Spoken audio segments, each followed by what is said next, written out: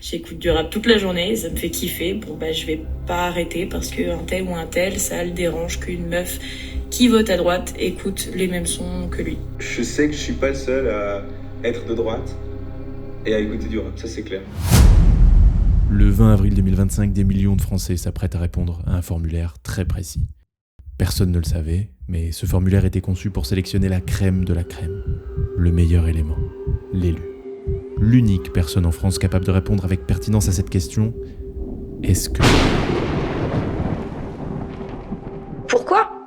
Pourquoi ce formulaire ? C'est la question que tous les Français se posent. Pourquoi on ne dit rien ? Moi, ça me rend fou, moi. Non, mais ça, c'est pour nous envoyer au front contre Poutine. J'en suis sûr. Non. Ils vont choisir 2 personnes pour peupler Jupiter. C'est le Raptor qui l'a dit. Et ce sera nous ! Pour tenter de nous éclairer, nous recevons Francis Del Potro, maître de conférence en droit public à la Sorbonne. Oui, je vous entends, oui. Eh bien, le formulaire, c'est très simple. Bonjour. Bonjour, vous êtes Andy ? Oui. Je peux rentrer ? Ouais. Vous voulez un café ? Ah oui, avec plaisir. Asseyez-vous, le fauteuil est très confortable. Vous faites du vélo ? Non, pas du tout. Bon, je vais vous poser 3 questions. Le reste de votre vie dépendra de vos réponses. On peut dire que c'est un peu le premier jour du reste de ma vie, quoi. Comme le film. On peut dire que vous fermiez votre gueule. Étiez-vous sobre le 20 avril 2025, le jour du formulaire ? Oui, c'est quoi ce formulaire-là ? Oui. Êtes-vous bien titulaire d'un master obtenu au sein d'un institut d'études politiques en 2019 ? Oui. Avez-vous découvert Vald en 2012, 4-5 ans avant que ce soit à la mode pour tous les blancs du pays ? Tout en ayant continué de l'écouter, malgré les critiques, les haineux, considérant Pandémie comme une intro tout à fait pertinente ? Oui, exactement. Je reviens sur eux comme la pandémie. Êtes-vous doté d'un énorme pénis veineux ? Je me suis emballé. Monsieur discute.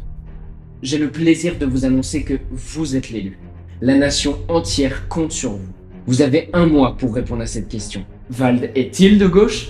C'est très important. En termes d'importance, c'est presque pareil que l'appel du 18 juin du général de Gaulle. C'est vous dire l'importance. Monsieur discute. Le monde compte sur vous. Un grand pouvoir implique de grandes responsabilités. Quand c'est bon duel. L'amour dure 3 ans. Bon, procédé habituel. Bonjour beau gosse, besoin de quelque chose ? Ouais, j'ai une urgence. Je dois trouver une sponsor pour une vidéo sur Vald. Mais n'en parle pas trop, c'est secret défense. Ça marche. Trouvé, Surfshark VPN, parfaite pour une mission secrète. Ok, t'es rapide. Il donne combien ? 19 000 €. Surfshark VPN ! Quel plaisir de travailler avec eux, alors... Attends, je leur dis quoi pour les convaincre ? Rappelle-leur ce qu'est un VPN déjà. Ah oui, c'est un outil digital pour masquer tout ce qu'on fait sur internet, protéger notre identité et ne pas se faire traquer. Surtout quand vous êtes une sorte d'agent secret, comme moi. C'est possible sur combien d'appareils ? Autant que tu veux. C'est illimité. C'est disponible où ? Sur l'App Store ou Google Play. En plus, tu peux regarder des séries françaises à l'étranger et regarder des séries d'étrangers en France. C'est génial comme principe. Par exemple, cet hiver, je suis parti surfer comme un connard en Indonésie et j'ai pu regarder Bref 2 grâce à Surfshark VPN. En plus d'être mignon, tu fais du surf, comme le nom du VPN. Juste waouh. Vos données seront 100% en sécurité quand vous utiliserez des Wi-Fi publics, dans le train, à la bibliothèque ou à l'hôtel. À l'hôtel. Même moi je commence à être convaincu, alors que j'en ai pas besoin. Et c'est garanti, satisfait ou remboursé pendant 30 jours. Prenez le temps d'essayer tout le potentiel de Surfshark VPN, le seul risque, c'est que ça vous plaise. Ouah, pas mal celle-là, non ? Oui, je t'adore. En plus, ils ont une assistance client 24h24 et 7 jours sur 7. Et vu que je sais que vous êtes des radins, avec mon code VDiscute, vous aurez 4 mois offerts sur le plan annuel. Le lien est dans la description. On est dans le ghetto, je suis né à l'hosto, loin des stupes et des idées stupides. Bon, apparemment j'avais été sélectionné pour répondre à cette question. Vald est-il de gauche ? Ça compense pas forcément les blessures de ma non-sélection en équipe des Landes en U13, mais c'est déjà ça. Ton père te prend en photo. J'avais 30 jours, 730 heures, donc pas une à perdre. Je m'y suis mis tout de suite. J'ai réécouté tous les disques de Vald en notant chaque opinion politique, consciente, subliminale ou pas. J'ai même écouté toutes ses interviews. Par exemple, ça, c'est très important. Je peux pas te piffrer l'autotune. Non, j'ai du mal. C'est incroyable l'autotune. Il ne se rend même pas compte, mais à ce moment-là, c'est un énorme gauchiste. Vous allez voir pourquoi. Mais parce que c'est trop bien que les mecs ils savent pas chanter, mais ils chantent quand même. Tu vois pas à quel point c'est génial. Il y a des tubes mondiaux, les mecs savent pas chanter. Mais t'imagines le miracle. Mais c'est un miracle. Non, je vois ce que tu veux dire, c'est vrai que c'est fou. Mais oui, c'est fou. On me l'avait jamais vendu comme ça. Mais oui, personne ne me l'avait vendu comme ça. Le plus convaincant. Être résolument contre l'autotune, en plus de signaler publiquement que vous avez déjà terminé votre première partie de vie et qu'il reste de moins en moins d'anniversaires, c'est souhaiter profondément que le chant reste un privilège. Qu'il soit réservé à une minorité de gens qui souvent ont pu prendre des cours. L'autotune, c'est les notes justes pour tous. C'est l'équité. C'est permettre à un gamin de la Nouvelle-Orléans malheureux au point de tenter de se supprimer, de pouvoir faire ça au lieu de... Dwayne vient de se tirer dessus. Il est touché au niveau du torse. Si tu n'aimes pas un outil qui permet à tout le monde de chanter juste, t'es un peu de droite. C'est fatal. Mais c'est pas grave, hein. On a tous un peu de droite en nous. Il y a même des gens qui n'ont que ça. Et c'est légal. Bon, qu'est-ce qu'on a d'autre chez Vald ? C'est pour mon fusil, sous ma boîte à fusibles, que j'utiliserai que sur les concepteurs de Uzi. Bon, pour l'autotune, on était à gauche, contre la fabrication des armes. Typiquement un truc de gauche, ça aussi. Alors, quoi d'autre ? J'écume bien plus d'un paquet, quand survient la scène, tu schlingues la fesse, putain de paillette. Bon alors l'homophobie c'est un peu compliqué parce que c'est un peu des deux, en plus à cette époque c'était vraiment un truc de rappeur. Mais attends, qui manifestait contre le mariage pour tous déjà ? Quand on ne persécute pas, ils ont le Pax, bon bah c'est déjà pas mal. Allez hop, ça dégage à droite. Continuons de fouiller. Ni se nourrir, ni se loger n'est gratuit. Je crois qu'avec ça j'ai tout dit, ce monde est cruel. Pas besoin de famille, pas besoin de pays. T'as juste besoin de payer, et pour ça t'as que besoin d'un que truc pour payer. Tac, n'oublie jamais qui gagne quoi lorsque tu taffes. Si ça te fâche et que tu veux plus, n'oublie jamais que tu manges plus. Ça ressemble à un choix. Comme tous les autres, je me tue à la tâche pour avoir une voiture, pour avoir une baraque, pour être propriétaire et partir en voyage quand j'aurai 60 ans qui sera temps d'être malade. Si c'est pas de l'esclavagisme, c'est quand même pas vraiment très humaniste. Bon, après 48 heures à écouter beaucoup trop de théories du complot, bah déjà je pue, hein. Limite tu peux sentir mon odeur à travers l'écran, mais surtout, j'ai une révélation. Tout le monde s'en fout de la vie de Vald en vrai, non ? Ah, c'est ça, je me disais aussi. Ah bah voilà, putain, merci. Ça peut pas être une mission top secrète ? Monsieur discute. Le monde compte sur nous. Il était bizarre, le monsieur avec ses lunettes.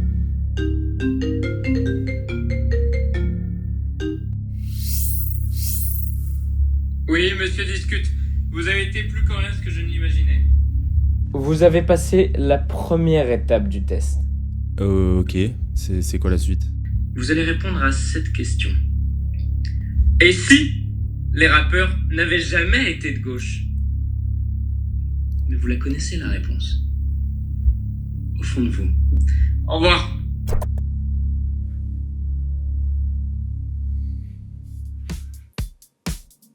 Ok. Bon, c'est vrai que depuis quelque temps, tout le monde parle de droitisation du rap. Et en même temps, tous les rappeurs sont de droite, non ? Est-ce que c'est toujours vrai qu'on peut pas prétendre faire de rap sans prendre position ? Et d'ailleurs, récemment, on a pu voir le roi Enoch en interview sur CKO, probablement la plus grosse émission rap du moment, et quand on lui demande ses inspirations, il parle de Trump, de Mobutu, de Goebbels et même du H. Résultat, les gens se sont offusqués du manque de répondants des journalistes. Et l'un d'entre eux, Balou, a réagi le lendemain. Je vais vous dire un truc, Trump, je m'en bats les couilles, et toute même la politique en général, je m'en bats les couilles, il y a personne qui nous veut du bien dans tous les cas. La première réaction qu'on pourrait tous avoir, c'est de se dire qu'il est complètement fou. C'est forcément un cas isolé, il est forcément un peu chelou, on ne peut pas cautionner des figures d'extrême droite dans une émission de rap. Pourtant, quand on cherche un peu, on en trouve pas mal, des gens qui n'en ont rien à faire de Trump, ou pire, des rappeurs qui l'ont soutenu. Agis comment la première fois que t'as entendu qu'il allait être élu président des États-Unis ? Je sais pas, ça m'a fait beaucoup rire. The Democrats really ain't do much for us, you know what I'm saying? Mr. President, I appreciate everything you've done for our country. You brought the troops home. And you're doing the right thing. Qui raconte l'histoire, qui décerne les rôles, méchant ou gentil, allié ou ennemi, Kadhafi, Saddam, Trump ou Obama, qui a fait le plus de morts. Alors, au lieu d'analyser cette séquence sur le plan moral, en donnant mon avis personnel, etc., on va se demander, est-ce qu'elle n'est pas révélatrice d'une réalité bien différente de celle qu'on imagine tous ? Loin des clichés. Parler de droitisation du rap, c'est affirmer que son essence a toujours été la gauche. Et ça, j'en suis pas si sûr. Et c'est ce qu'on va voir aujourd'hui. Enfoiré, je vote pas, non, je suis pas non plus au centre, non, je suis encore autre part. La gauche et la droite veulent nous baiser la gueule, t'inquiète mon je connais bien ce milieu. T'es qu'un pion dans leur petit jeu. Les politiques, y'a que la gloire qui les motive. On a le sentiment qu'à les voter, c'est choisir par lequel d'entre vous on veut se faire entuber. On bat les couilles la gauche, j'encule la droite, sur ma gauche, sur ma droite, lève le doigt, nique l'État et nous exploite. C'est la haine, le prix du kilo monte, politique qui nous mente, républicain ou PS. Rangez vos promesses dans vos sacs Hermès. Mais pour ça, il faut d'abord revenir quelques années en arrière. J'ai découvert la passion du rap en 4ème, avec des rappeurs qui avaient plutôt l'air d'être de gauche. Je pense à Soprano, Medine, Kerry James, Youssoupha ou encore Diams. Et un an plus tard, Booba sort un album dans lequel il dit « Tu votes FN, tu votes à gauche, tu votes à droite, moi j'encule pas, j'ai le cul à l'air, sur un hamac. » Bizarre, mais ça ne s'arrête pas là. Encore un an plus tard, un fils de prof qui fait du rap sort un disque. Pour la promotion du Chant des Sirènes, Orelsan passe par toutes les émissions radio ou télé généralistes de l'époque. C'était au moment de l'affaire DSK, si je me souviens bien. Et à chaque émission, on lui pose la question « Tu votes pour qui en avril prochain pour les présidentielles, frérot ?» Et à chaque fois, même réponse, il n'en sait rien, il n'y connaît rien, il verra. Les journalistes, tous persuadés qu'un blanc de classe moyenne qui fait du rap est forcément de gauche, n'en reviennent pas. Ils sont choqués, ils insistent, c'est pas possible, c'est un troll. Vous parlez et est-ce que vous êtes un conservateur ou un progressiste? On a quand même envie de vous poser cette question et me dites pas je suis un personnage et je suis responsable de rien. J'ai pas de réponse toute faite à Vous avez dit que questions. vous alliez voter en 2012, vous allez voter pour qui? À droite ou à gauche? Je sais pas encore. Alors je vous le dis, sur le moment j'étais comme les journalistes de Europe 1. L'année dernière Booba, maintenant Orelsan. Waouh. Pour le jeune socialiste qui sommeille dans mon cœur, c'est incompréhensible. Mais il faut me comprendre, à l'époque, la droite, c'est lui. Vous avez assez de cette bande de racailles. On va vous en débarrasser. Ou elle. Donc Orelsan, il hésite là. Bien sûr, je comprends que Hollande, ça manque de sex appeal. Je le vois, je suis comme tout le monde. Je comprends aussi que Mélenchon, il est clivant, il parle très fort, etc. J'arrive à capter qu'on puisse pas choisir entre ces deux-là. Mais comment tu peux te dire que c'est aussi pire que les deux autres? Bref, t'as compris l'ambiance, en gros, j'étais frustré. Je crois même que je l'en aurais voulu. En fait, j'étais en train de faire une projection de mes valeurs sur eux-mêmes. C'est-à-dire que, vu que je t'aime bien, forcément, on a les mêmes avis sur à peu près tout. Dans ma naïveté, j'ai appris 2 trucs fondamentaux. 1. Quasiment toutes les stars du rap ne votent pas. Et le jour où j'écrivais ça, je tombe sur un post de AKH qui compare tous les gouvernants, peu importe leur bord politique, à des crevures. 2. Les rappeurs ne sont pas les héros que j'imaginais quand j'étais adolescent. Et j'ai pas besoin d'être d'accord avec eux pour aimer leur musique. C'est même intéressant. Alors si vous pensiez que tous les rappeurs étaient de gauche, c'est sûrement que vous n'avez pas été assez attentif à ce que vous écoutiez, ou alors que vous n'en avez pas assez écouté, mais c'est pas grave du tout, parce qu'on va rattraper ça ensemble aujourd'hui. Ok, bon, les recherches avancent, je pense qu'il va être content, l'autre connard avec ses lunettes là, mais bref, dans la déception du jeune Andy, on a 2 cas assez différents. Celui de Booba qu'on se garde pour après parce qu'il est peut-être un peu plus représentatif du rap français, mais d'abord, on va regarder de plus près ce qu'on appellera le blanc un peu perdu dans la vie. Il est fragile et l'est indécis et gentil. Même s'il est un peu incel sur les bords.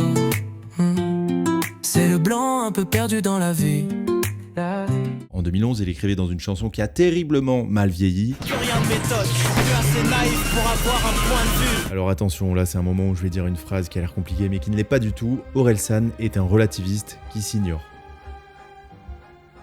Vous allez voir. En gros, le relativisme, c'est de dire que nos valeurs sont pas universelles, mais relatives à une époque et une culture. À ce titre, aucune valeur ne peut être supérieure à une autre. Et même si on peut penser que c'est un peu lâche et très détaché, ça reste une vraie réflexion partagée par beaucoup de gens. C'est pas que j'ai pas de point de vue, c'est que j'ai pas une vision manichéenne du monde et de point de vue arrêté. Mais c'est pas pareil, Orelsan. Justement, je pense que quand on m'invite dans des émissions comme Ce Soir ou Jamais, c'est parce que je ressemble à une partie de la France qui a pas des avis sur tout. On n'est pas des spécialistes en politique. En fait, le relativisme, c'est pas compliqué, c'est juste réfléchir à l'influence du social sur ce qu'on pense nous-mêmes, individuellement. Je dis que je suis quelqu'un de bien, tout est relatif. Et le précepteur, qui est un prof de philo qui a une chaîne YouTube, a dit ça. Le relativisme n'est pas une défaite, il est une mise à mort de l'orgueil, une mise à mort de l'illusion dogmatique qui nous aveugle d'autant plus que nous ne la remarquons pas. Et effectivement, Orelsan fait preuve d'humilité. L'humilité, c'est pas la fumée qui sort de ta douche parce que t'y es resté 34 minutes, enfoiré. C'est avouer qu'on a des doutes, que des choses nous dépassent. Orelsan n'est sûr de rien et préfère lancer un débat plutôt que d'y participer. Il a le sentiment qu'un artiste n'a jamais vraiment les réponses. En tout cas, lui, il les a pas. Mais non, ouais, je pense pas que le travail du rappeur, c'est de faire de la politique, parce que la politique, c'est aussi amener des solutions, c'est résoudre des problèmes. Un rappeur, il résout pas de problème, il est là pour constater que j'essaye de faire, c'est faire passer des émotions et j'aime bien aussi amener à la discussion. Après, mon point de vue, j'ai un point de vue, bien sûr, je vais aller voter en 2012, je vais essayer de dire quelque chose. Après, je suis pas sociologue non plus. Et c'est vrai qu'il y a toujours une part de prétention chez une personne persuadée de connaître la réponse à un problème. Et parfois, ça peut arriver qu'on ait 17 ans, qu'on n'ait jamais travaillé encore une seule seconde dans notre vie et qu'on se retrouve à un repas à expliquer à nos parents comment résorber le chômage de A à Z. C'est beau. C'est beau. Bref, Orelsan, comme beaucoup de Français, doute de beaucoup de choses. Il est même pas sûr que ses potes l'aiment bien, ce con. Que mes croyances et mes pensées sont les miennes, où je reste influencé par 2000 ans d'éducation chrétienne. Et c'est précisément à ce moment-là que Vald tape la main de son prédécesseur, tellement il est corda. Dans l'immédiat, je suis niqué par le marketing et par les médias. Hey, encore une idée sèche de leur pisse dans mon crâne. Et d'ailleurs, en général, il est pas fan des gens trop sûrs d'eux. Qui sont beaux les gens certains, j'aimerais m'en faire un. Donc en gros, Vald et Orelsan ont le même point de vue de départ, qui est de dire en gros, on ne sait rien. Vald choisit d'y répondre avec le complotisme, en tout cas en s'intéressant à toutes ces théories-là, quand Orelsan accepte plutôt assez bien le fait de pas tout comprendre. Illuminati ou pas, qu'est-ce que ça change, tu te fais baiser. Basique. Donc on l'a compris, pour le blanc fragile et indécis, la musique ne doit pas apporter de réponse. Elle doit divertir ou au mieux poser des questions, lancer des débats. On est vachement conscient que la musique changera pas vraiment les mentalités. Je prends jamais le silo en me disant ouais je vais défendre une cause. C'est pas avec la musique que tu défends des causes. Maintenant réfléchissons au cas de Booba. Bon alors déjà, ce qu'il faut dire, c'est que Booba a toujours été extrêmement cynique depuis ses tout premiers textes avec Lunatic, etc. Seul le crime, c'est gripper. Aucun remords pour mes péchés, tu me connais, je suis assez spécial pour de la monnaie. Et c'est en partie son succès qui a tout changé pour le rap français. Le chroniqueur Sal en parlait dans sa trilogie documentaire qu'il a consacrée à Booba. À la base, le rap français, c'était limite un truc d'intello, de gentil, de rigolo quoi. Déjà, il faut un certain attrait pour l'écriture, faut pouvoir acheter du matériel, potentiellement acheter des vinyles, etc. pour faire sa culture. Potentiellement, comme ça a été le cas de pas mal des pionniers du rap français, faut pouvoir prendre un billet d'avion pour New York. Par exemple, DJ Dynasty, qui a enregistré a priori le premier album de rap français de l'histoire, il avait pas l'air trop méchant, et Akhenaton ou MC Solar non plus.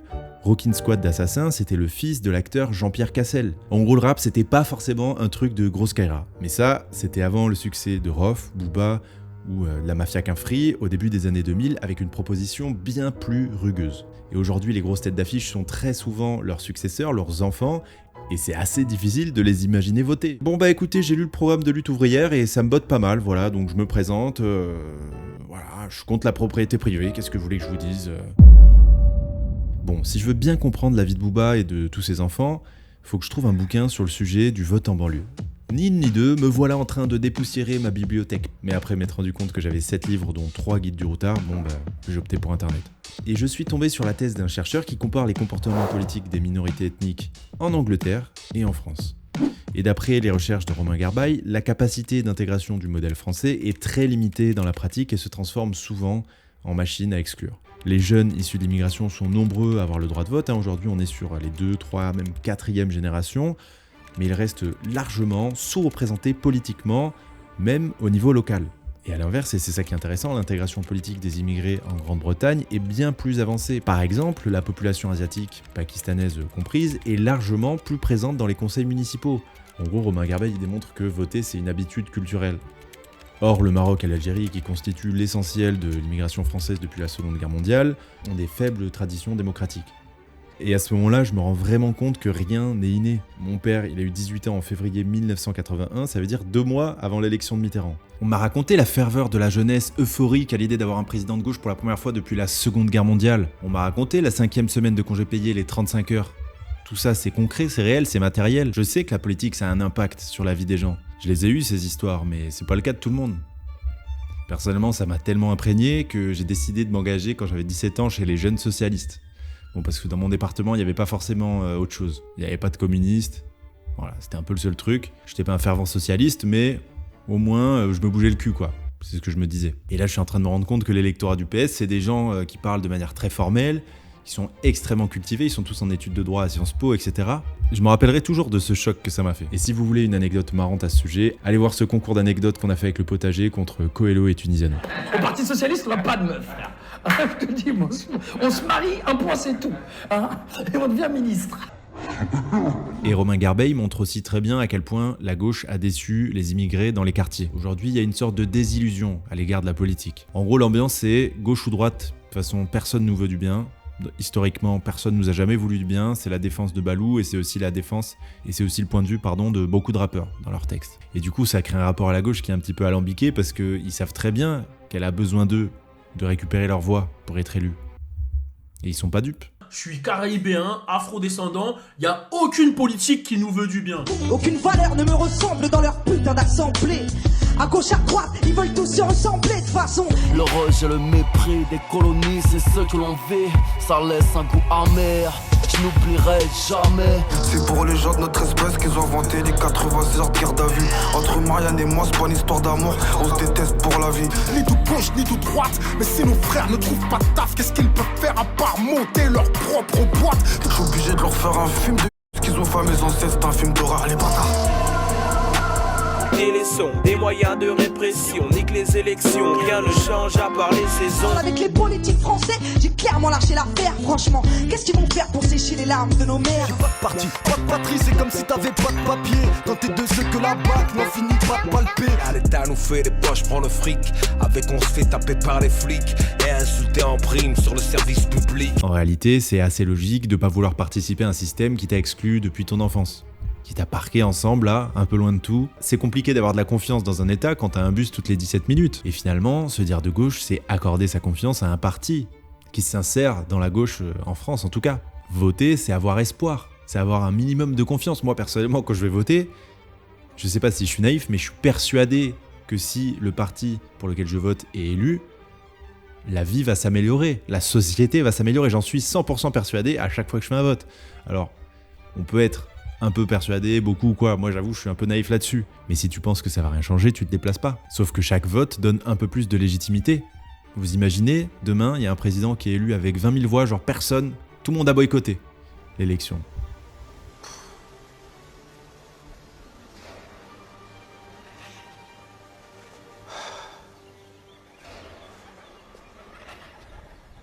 N'importe quoi ça. 17 jours après, il y a la révolution, c'est sûr et certain. Aucune autorité, aucune légitimité. Donc aller voter, c'est soutenir le système. C'est compliqué. En réalité, je crois que les jeunes rappeurs sont moins naïfs que leurs aïeux. Ça y est, ça a été fait, les rappeurs ont dénoncé pendant 20 ans les mesquineries de l'État. Et qu'est-ce qui a changé? IAM, dans une interview en 2017, donc 20 ans après l'école du micro d'argent, donc leur plus gros classique, etc., disait « Rien n'a changé dans les cités ». C'est déprimant. Si on ajoute le racisme systémique, c'est-à-dire que c'est plus compliqué d'avoir un taf ou un logement quand t'as un nom à consonance arabe ou noire, les contrôles aux faciès à répétition, l'histoire de l'État français dans les pays qu'on a colonisés, le refus de se repentir, mais évidemment que la confiance est brisée, on part pas tous du même point. Et derrière tout ça, là, tout ce qu'on vient de dire, ce manque de confiance, etc., ça donne un décor parfait pour créer des théories conspirationnistes. Et c'est pas un hasard s'il y a autant de rappeurs qui sont fascinés par tout ce lore, que ce soit aux États-Unis avec le Wu-Tang ou en France avec Val Freeze pour les plus connus. Est-ce que vous vous rappelez de l'effet qu'a eu Columbine sur les adolescents blancs au milieu des années 2010 ? Est-ce que, à l'inverse, vous voyez l'effet qu'a eu Niska ou MHD sur les adolescents noirs à la même époque ? Ça s'appelle l'identification, et on y est tous plus ou moins confrontés. Évidemment, il y a beaucoup d'exceptions, mais on aura toujours un peu plus de probabilité d'aimer une personne si on peut s'identifier à elle. Ça marche dans le cinéma, dans le sport, chez les streamers, et c'est pareil en politique. Sauf que le problème, c'est qu'on ne laisse pas la chance aux Noirs et aux Arabes de s'identifier à des élus. Plus généralement, il n'y a pas assez de pauvres à l'Assemblée. Est-ce que tu peux sérieusement imaginer Lafouine être content d'aller à l'isoloir et mettre un bulletin François Hollande ? C'est impossible. Est-ce que tous ces gens qui nous prenaient la tête avec Benoît Hamon en 2017 le faisaient pour ses idées ou parce qu'ils ressemblent bizarrement à la version améliorée de leur père ? Baby, veux devenir mon tati. Fallait vraiment être là le jour où mon coloc algérien a découvert Rima Hassan l'année dernière. D'un coup, c'est devenu le plus grand gauchiste que j'avais jamais rencontré. Donc il faut tout faire pour motiver des banlieusards, des prolos et des minorités à s'engager. Même si quand on regarde cette photo, ça s'annonce compliqué. Bon, depuis tout à l'heure, je suis en train de vous parler de la gauche, de la droite. J'essaye de mener à bien cette mission que le président de la République m'a confiée. Parce que j'ai le sens de la patrie et du devoir, évidemment. Mais ça veut dire quoi en vrai la gauche et la droite ? La question que j'ai envie de vous poser, c'est en 2025, est-ce que c'est toujours aussi pertinent de parler de clivage gauche-droite ? Est-ce que ça sonne pas un petit peu ringard ? Je vais donner quelques exemples. Tu peux retrouver beaucoup de musulmans, donc un profil qu'on retrouve beaucoup dans le rap français, qui ont des valeurs assez conservatrices, patriarcales, mais qui vont voter à gauche parce que à droite, personne n'en a rien à foutre du sort des Gazaouis. En ce moment, on peut aussi retrouver beaucoup de personnes qui ont voté à gauche toute leur vie, mais qui votent Macron. Macron, qui est clairement de droite. Tout le monde le sait. Regardez le nombre de ministres de gauche qu'il y a dans ces gouvernements à chaque fois. Autre exemple, tu peux être antiraciste, anticolonialiste, et en même temps croire dans l'effort, le travail, la persévérance, la méritocratie. C'est possible. Et donc voter à droite. Et la valeur travail, elle est extrêmement défendue dans le rap. Le rap, c'est quoi à part le dépassement de soi, tout donner pour être au-dessus de la mêlée ? Le rap, c'est une jungle. Il n'y a pas tout le monde qui va s'en sortir. Il y a très peu de rappeurs qui parlent d'égalité ou d'équité. Et la plupart des biopics musicaux qu'on voit au cinéma nous font comprendre qu'il faut être acharné. Délaisser sa famille, ses enfants, travailler dur pour réussir, lâcher ses amis, être égoïste quoi. Et écouter ce que dit Souffrance dans une interview récente. Parce que moi, quand je rappais, à mon époque, tu rappais, t'étais un guignol. Enfin, t'étais pas un guignol, mais je veux dire, ça servait à rien, tu perdais ton temps. Tu vois ce que je veux dire ? Tu perdais ton temps. Donc aujourd'hui, les gens, ils se disent « Oh, rapper, je perds plus mon temps ». Donc tous les mecs qui avaient que l'argent en tête, qui n'avaient pas forcément ce truc passion, et dans la cité, des mecs qui ont que l'argent en tête, il y en a des masses. Tu vois, on est à la cité, on est très capitaliste. Aujourd'hui, pour un jeune groupe, il faut émerger dans la multitude. Nous, il fallait émerger du néant. C'est deux difficultés, mais je préfère émerger du néant qu'émerger de la multitude. Parce que quand on émerge à la multitude, les gens font beaucoup plus de concessions et les dés sont pipés. Je n'ai pas de mots durs envers le rap d'aujourd'hui, j'ai des mots durs envers une certaine forme de rap aujourd'hui, qui est malheureusement majoritaire. Pourquoi ? Parce qu'un rap qui se voulait plutôt ouvert, de partage, contestataire, créatif, est devenu formaté. Vante des valeurs qui sont des valeurs pour moi de droite, voire d'extrême, et est devenu strictement l'inverse de ce pourquoi nous on s'est battus à une époque. On voulait que notre culture émerge, mais surtout pas qu'elle soit comme ça. En réalité, les rappeurs sont comme tout le monde, remplis de contradictions. Et c'est ça le message dans Gauche-Droite. J'assume mes contradictions et je vote pas. Et vous pouvez dire que c'est un petit peu tiède, mais vous pouvez aussi dire que c'est honnête. Et pour tous ceux qui ont gueulé, rien ne vous empêche de réécouter Rappel et de comprendre que c'est le morceau le plus à gauche de l'histoire du rap. Donc pour résumer, les concepts de gauche et de droite sont des immenses fourre-tout qui sont de moins en moins précis à mesure que la société et les mœurs évoluent. Alors peut-être que parler de pro-système ou anti-système serait plus pertinent. Et aujourd'hui, le rap, c'est le système. C'est le maître des algorithmes sur toutes les plateformes, c'est le maître sur TikTok aussi. C'est celui qui est largement le plus écouté par les jeunes cool au lycée, alors qu'en 2007, si t'étais dans un collège en province et que t'étais fan de rap, t'étais bizarre. Tout s'est inversé, frère. Il y a eu un truc, genre les gens qui lisent des mangas sont devenus cool. En 2004, tous les rappeurs sont de fait anti-système, ils crachent tous sur l'État. Personne ne vend de CD, ils en ont rien à foutre. Évidemment, ils ont tous la haine. Aujourd'hui, c'est un peu plus dur d'imaginer Gazo avoir la haine. Et pas que Gazo d'ailleurs, il y a plein de rappeurs qui vivent du rap. Il y a des rappeurs pas très connus qui font des Olympias. Ça, c'est édifiant. Et si ça va de soi que quasiment tous les rappeurs sont de fait antiracistes, il y en a quand même très peu qui sont dérangés d'être signés chez Universal, qui est détenu en partie par Bolloré, un vieux riche blanc qui utilise des médias et des marionnettes pour augmenter la haine et le racisme en France. Donc on l'a vu en général, les rappeurs qui vendent le plus d'albums ne votent pas. Mais heureusement, être une personne engagée, ça veut pas seulement dire l'État nous manipule, etc. Énormément de rappeurs sont engagés au niveau local. Plusieurs fois par an, le groupe PNL met en place des distributions de fournitures ou de nourriture dans le 91 ou relaie des cagnottes sur Instagram. Zamdan a organisé 2 concerts avec SOS Méditerranée en 2023 et 2024, récoltant à chaque fois plus de 100 000 € pour aider les naufragés. Et à chaque fois, tous les artistes qui sont venus l'ont fait bénévolement. Tif l'a aussi fait pour la Palestine. D'ailleurs, énormément de rappeurs pleurent le sort des Palestiniens dans leurs textes en ce moment. Et ça, c'est seulement la partie visible. Alors, qui est plus à gauche ? Je vous pose la question, entre la personne qui vote une fois tous les 5 ans ou celui qui s'en fiche de la politique, mais qui aide concrètement les autres toute l'année. Et puisqu'on parle d'engagement, l'année dernière, une dizaine de rappeurs ont sorti un morceau qui s'appelle No Pasaran, au moment des élections législatives de 2024. Je rappe pour les quartiers de Marseille et les banlieues de Paname. Je rappe pour tous ceux qu'on oublie dans les villages, les campagnes. Déjà, au sein du morceau, certains rappeurs poussent à aller voter. Et c'est assez rare, donc c'est important de l'entendre. Si lève-toi, va voter, faut pas rester assis, voir que c'est nous la France, c'est bâtards ils sont. D'autres avouent qu'ils ne le feront jamais, qu'ils ne comprennent pas, que c'est pas leur monde. Je comprends rien aux histoires de toutes ces élections. Je suis de l'autre côté, les gars, je vote pas. Mais bon, je suis très étonné, leur programme me fait pas rigoler. Et là, on retombe exactement sur ce qu'on a vu depuis le début de la vidéo avec l'exemple de Booba. Alors, on a entendu beaucoup de critiques, y compris dans le milieu du rap. En gros, c'est banal ce qu'ils disent, ils enfoncent des portes ouvertes, et en plus, ils parlent de drogue dans un morceau qui n'a rien à voir. Je suis méprisant parce que je suis mieux que tout le monde, etc., etc. Et c'est moi qui choisis ce qu'un artiste doit dire ou pas parce que je suis un petit peu le représentant sur Terre de Dieu et du bon goût. C'est à peu près ça que les gens disaient. Mais aujourd'hui, dans le rap, qui ose dire nique le RN ? C'est déjà tellement important, à part La Fouine qui se fait plaisir et qui le dit au moins 3 fois dans son dernier album. Trop de racistes, négrophobes et islamophobes font des cagnottes pour des assassins en uniforme. Fuck, 7-8 ici on vote pas RN, tes faux rebeux ils ont pas une rime. Que vraiment, le rap est l'espace où on est entre nous et on est tous d'accord que les fachos c'est de la grosse merde. Et il faut pas qu'il y ait, à mon avis, des explications. Je vois là, des espèces de sociologues qui viennent écouter le rap ou des philosophes du rap, comme il y en a eu, pour te dire quand même, ça ne nous apprend rien sur la structure du fascisme en 2024. Non, c'est du rap en fait. Nous, on est entre nous et on déteste les fachos. C'est comme ça. On a besoin de ça un petit peu de temps en temps. En fait, de pas être dans un débat de CNews où tu vois juste un mec de la France Insoumise qui est en train de se débattre pour expliquer pourquoi le fascisme c'est mal. Parfois, t'écoutes juste Fianso qui te dit qu'il emmerde les fachos et c'est déjà très bien comme ça. Fuck le rassemblement. Qu'il emmerde les fachos.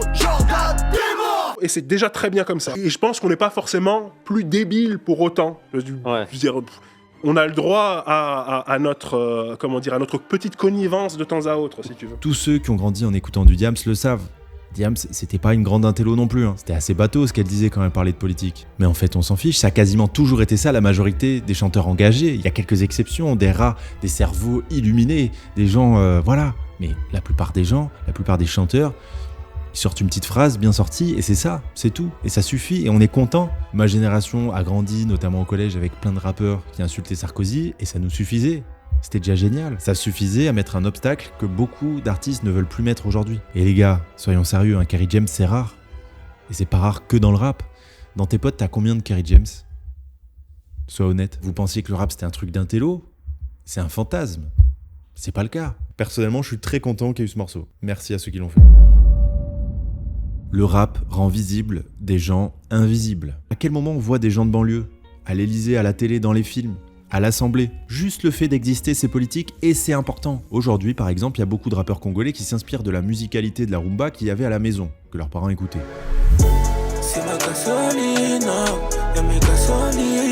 Comme la rumba, ils sont engagés culturellement, socialement, politiquement, mais de nature, sans avoir besoin d'un slogan, sans le dire, sans mettre un drapeau. Eh oh, regardez, je parle de politique. Parce que briller en France quand t'es noir, c'est politique, c'est rendre visible des gens, qu'on voit nulle part à la télé ou dans le cinéma ou à l'Assemblée, qu'on le veuille ou non, aimer le rap, ça sera toujours un truc de gauche, parce que c'est apprécié voir des immigrés remplacer Christophe Maé et Michel Sardou au top 50. Soprano en jury d'une émission sur TF1 et Aya Nakamura à la cérémonie d'ouverture des Jeux Olympiques, c'est politique parce que c'est un shot d'espoir pour tous ceux qu'elle représente. Ça n'arrive pas à tous les jeunes, la possibilité de parler et qu'on puisse capter notre truc, tu vois ce que je veux dire ? Donc on en balance. Et donc toi, jeune parisien de 21 ans qui s'habille avec des marques très chères tellement t'es superficiel, tu trouves que la diacolisation du rap français c'est une mauvaise chose ? Parce que tu préfères écouter la 3e copie du rappeur digital qui a lui-même imité Laylo ? Sois normal mec, laisse les gens être heureux. Alors il y a 2 statistiques qui ne mentent jamais. La première, c'est que s'il y a une vidéo de toi qui a fait 100 000 vues sur internet, quelqu'un sait déjà LeBron James sur toi. Sauf le potager, lui c'est 1 milliard. Et la deuxième, c'est que si t'es écouté par 3 millions d'auditeurs par mois sur Spotify et que l'extrême droite pèse à peu près 30%,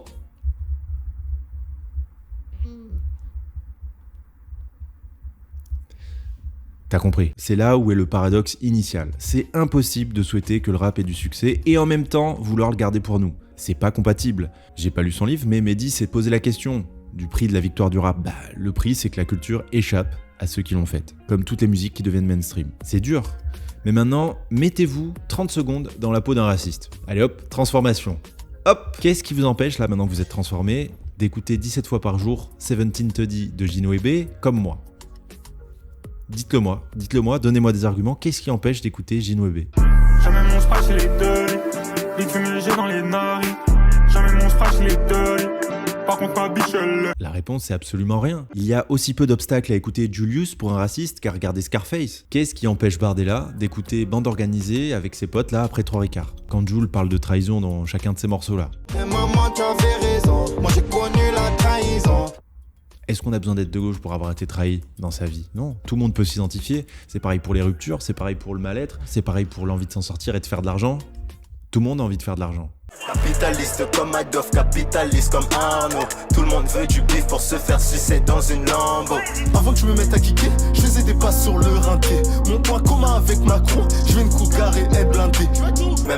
Même le pasteur pour une prière, il vient encore demander un billet à ma daronne hier. Alors attends, parce que je viens d'avoir une idée. Je vais balancer une petite story et je vais demander des témoignages de personnes qui sont de droite et passionnées de rap. Ça va être pas mal. Je vais leur poser des questions, ça va être énorme. En fait, ça va être énorme, c'est la vidéo de l'année. Je viens de m'en rendre compte. Alors... Pas mal, cette meuf. Ok, je vous tiens au jus dans 2 heures, un truc comme ça. À toutes.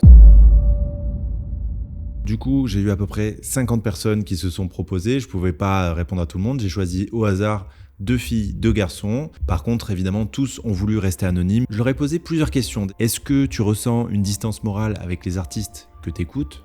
Et si oui, est-ce que ça te dérange ? Qu'est-ce que tu ressens quand t'entends que t'as pas ta place dans le rap ? C'est important de le noter, aucune de ces personnes-là ne se considère d'extrême droite et aucune ne se considère raciste non plus, juste de droite. Première info qui m'a sauté aux yeux en discutant avec eux, ils n'en ont rien à faire d'écouter quelqu'un qui n'a pas les mêmes opinions. C'est même pas un sujet, ça les dérange pas du tout. Et ça m'a surpris, d'après mon expérience, les gens de gauche ont beaucoup plus de mal à accepter une idée de droite. Et tout ça s'explique, parce que la gauche a besoin d'être énervée pour lutter, il faut un minimum de sidération quand tu aspires à changer les choses. Et en tout cas, la politique pour moi c'est loin d'être la prio dans mon quotidien quoi. Mais en tout cas, je sais que je suis pas le seul à être de droite et à écouter du rap, ça c'est clair. Donc globalement, aucun problème de dissonance cognitive, ils entendent quelque chose, ils disent ouais moi je suis pas d'accord.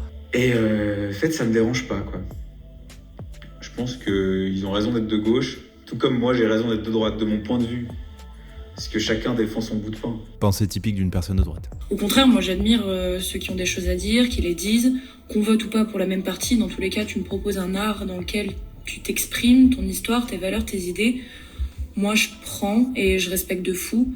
Enfin, je leur ai demandé qu'est-ce qu'ils ressentaient quand on leur disait qu'ils n'avaient pas leur place dans ce milieu. Alors déjà, quand ils vont dans des concerts, ils le mentionnent pas forcément, voilà. Même parfois, ils peuvent avoir tendance à le masquer si jamais ils rencontrent des gens et tout ça. Ils vont pas crier « ouais, moi je vote à droite », etc. Bon, en général, ils le disent pas. Et puis, selon eux, un concert reste un espace de communion entre l'artiste et une foule, peu importe le sexe, les origines et les classes sociales. Dans tous les cas, peu importe qu'il y ait des critiques ou pas, ils ont pas l'air d'avoir l'intention d'arrêter d'aller à des concerts. En vrai, dans le rap, il y a beaucoup d'autres sujets qui me touchent beaucoup plus et qui n'ont pas forcément un lien avec la politique. Et donc, je vais pas faire genre, c'est ce que je suis, c'est ce que j'aime écouter. J'écoute du rap toute la journée, ça me fait kiffer. Bon, je vais pas arrêter parce qu'un tel ou un tel, ça le dérange qu'une meuf qui vote à droite écoute les mêmes sons que lui. T'as vu ? D'ailleurs, il y a aussi plusieurs personnes qui m'ont assuré que leur avis avait évolué en écoutant du rap. Et effectivement, écouter du rap toute la journée, ça peut créer de l'empathie pour une certaine population que, potentiellement, tu ne croises jamais dans ton milieu, dans ta bulle sociale. Le youtubeur TPZ avait confié l'année dernière qu'il était sorti de l'engrenage de l'extrême droite grâce aux valeurs du hip-hop, en écoutant du rap. C'est beau, et tant mieux si des personnes ouvrent leur chakra grâce au rap. C'est quoi le but d'un militant de gauche, sinon précisément de convaincre tous les autres ? C'est pas parce qu'à un moment t'as une idée d'extrême droite qu'on n'a pas envie que tu viennes avec nous, mec. Évidemment qu'on te veut dans notre équipe. Sinon c'est quoi le but ? Il me reste de moins en moins de temps, ma mission va bientôt se terminer, donc on va un peu résumer ce que j'ai appris. Le public rap est largement plus à gauche qu'à droite. À part 2-3 grosses merdes, il n'y a aucun rappeur qui vote à droite. En France en tout cas. Aux États-Unis, c'est un autre délire. Il y a beaucoup de journalistes rap de gauche, mais c'est surtout ceux qui viennent de province ou de la classe moyenne, comme les 3 journalistes du Code Review. C'est moins le cas de ceux qui viennent de quartier, pour les mêmes raisons qu'on a évoquées chez les rappeurs. Évidemment qu'il y a des rappeurs de gauche. Là, tout de suite, je pense à Medine et Ben PLG. La concu, c'est des salopes qui veulent pas avoir d'opinion, pas peur de perdre des abonnés.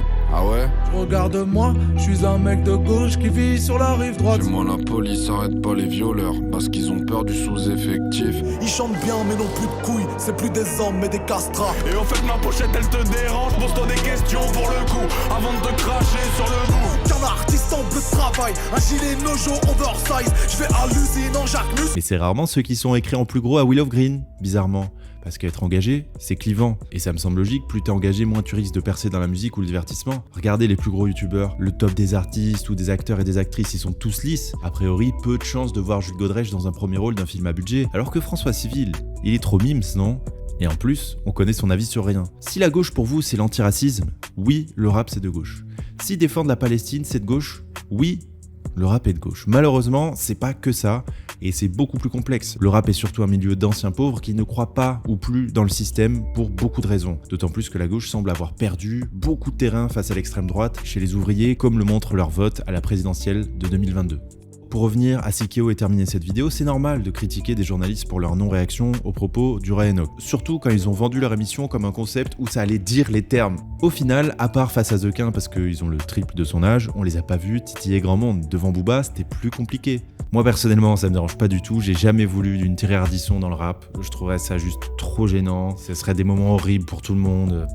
Pour moi, c'est la définition parfaite de la fausse bonne idée. Et puis Enoch, je trouve ça bizarre de faire genre que t'es surpris, ça fait 20 ans qu'il arrête pas de dire des conneries, exprès pour choquer tout le monde. Il y a quelques années, il vantait le génie militaire d'Hitler. Bon, bah... Quand tu l'invites, tu le sais. Et surtout, et ça va être la dernière chose que je dis dans cette vidéo, pardon, j'ai été trop bavard. C'est fou ça. Attention au mépris de classe.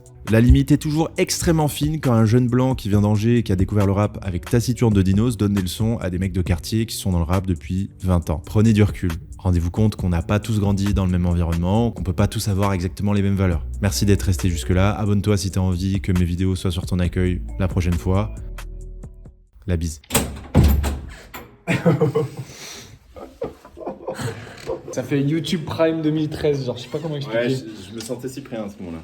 Vas-y, ou Norman. Ouais, Norman. Je peux même dire un truc, genre, vous êtes venu à vélo? Non. Oui.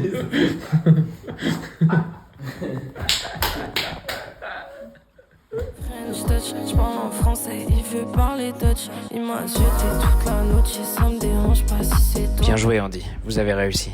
Bon, par contre, je dois être honnête avec vous, tout ça, c'était faux. Je suis juste un SDF qui avait vu un immeuble ouvert et je me suis permis de toquer à la première porte. Voilà, allez, salut.